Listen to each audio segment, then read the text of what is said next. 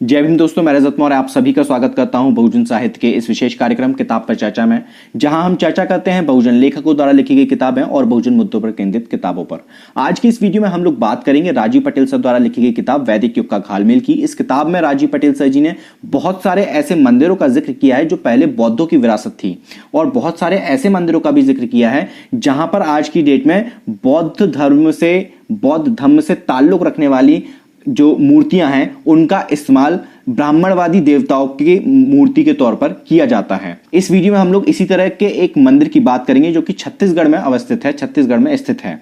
उस मंदिर का नाम है गंदेश्वर महादेव मंदिर। इस तरह के मंदिरों पर पहले भी मैं 4 से 5 वीडियो बना चुका हूं। अगर आपने अभी तक नहीं देखी है तो प्लीज जाकर एक बार प्लेलिस्ट चेक कीजिए और उसको जाकर देखिए।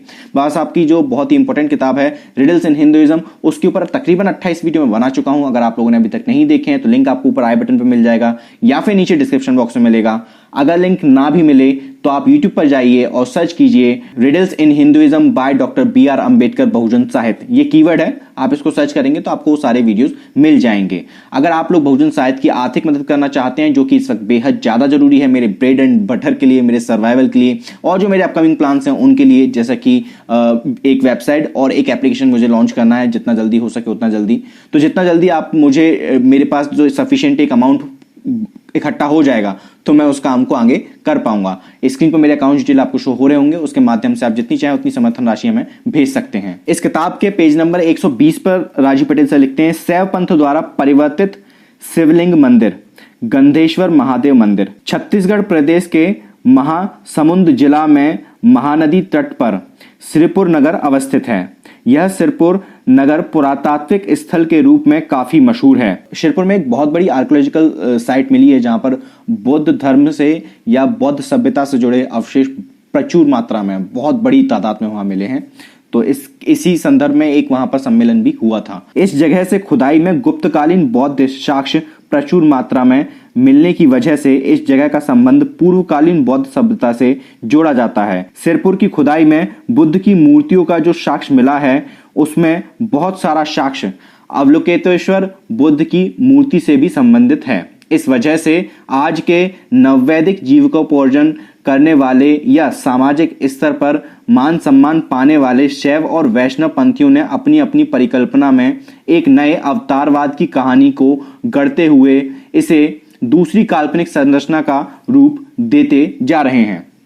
मतलब जो शैव पंथ और जो वैष्णव पंथ के लोग हैं उन्होंने वहां के जो साक्ष्य मिले हैं, उनकी जो कुछ मूर्तियां हैं उनको कब्जा कर और अपनी ही उन्होंने एक नई धारणा, एक नई कहानी, काल्पनिक कपोल कथा जो है वो गढ़ ली है। आज प्राप्त सभी साक्ष्यों को स्थानीय स्तर पर एक संग्रहालय का रूप देते हुए रखा गया है, जिसे आगे वृहत अंतर्राष्ट्रीय संग्रहालय की रूपरेखा देने की योजना है। लेकिन बौद्ध साक्ष्यों की वजह से सभी मनुवादियों का पैर रुक जाता है, क्योंकि जहां पर भी इस तरह के जो साइट्स मिलते हैं ना, वहां पर गवर्नमेंट भी इंटरेस्ट नहीं लेती है बहुत ज्यादा, जब तक कि उसको बहुत जो वहां के जो लोकल लोग हैं या फिर जो सोशल एक्टिविस्ट हैं या इस मुद्दों पर काम करने वाले जो समाज सेवी लोग हैं, वो जब तक इसको बहुत ज्यादा इस तरह के किसी मुद्दे को गर्म नहीं करते तब तक गवर्नमेंट भी बहुत ज्यादा ध्यान नहीं देती। और फिर वो इसी तरह वहां की जो मूर्तियां हैं, वो जो अवशेष हैं, क्योंकि लोकल लोग उनको कब तक संजय कर रखेंगे, कब तक उनका ध्यान रखेंगे, तो फिर वो बाद में कुछ टाइम तक कर पाते हैं, कुछ टाइम नहीं कर पाते, तो फिर वो बाद में मूर्तियां चोरी हो जाती हैं। इस तरह की एक घटना आप लोगों को अभी पता होगी,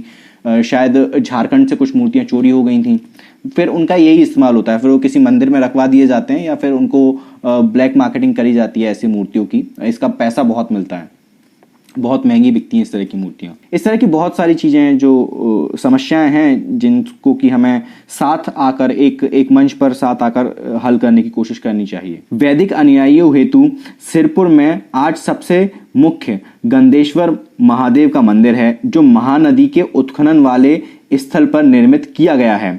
खुदाई से लिखित 2 स्तंभ प्राप्त हुए हैं, लेकिन भारत सरकार में बैठे लोगों को इसके अनुवाद को प्रकाशित करने में काफी डर लग रहा है कि कहीं वैदिक इतिहास का सारा भेद ही ना खुल जाए। मतलब वहां से जो 2 स्तंभ मिले हैं जिन पर कई सारी चीजें लिखी हैं, लेकिन उनका अनुवाद अभी तक जो इंडियन गवर्नमेंट है, जो आर्कियोलॉजिकल सर्वे ऑफ इंडिया है, वो पब्लिश नहीं कर रहा है, क्योंकि जो इस तरह की जो जानकारी होती है ना, वो इनके ऊपर ऐसे फन रख के बैठे रहते हैं, कुंडली मार लेते हैं सांप की तरह। और कहीं उसको हिलने डुलने नहीं दिया जाता। ये एक मुहावरा टाइप का है कि सांप की तरफ फन रख के बैठना, तो आप इसको अदरवाइज मत लीजिएगा। लेकिन ये इसी तरीके से कुंडली मार के बैठ जाते हैं, फिर वो जानकारी नहीं निकलती। इसी तरह आप देखेंगे ओबीसी की जो जनगणना अलग से जो यूपी गवर्नमेंट है उसने कुछ अलग से कुछ एक प्रोजेक्ट चालू किया था, कुछ शायद दूसरी संस्थाओं को ये काम दिया था, तो उसके आंकड़े भी ये लोग ऐसे ही कुंडली मार के बैठ गए, वो भी नहीं निकलने दे रहे हैं।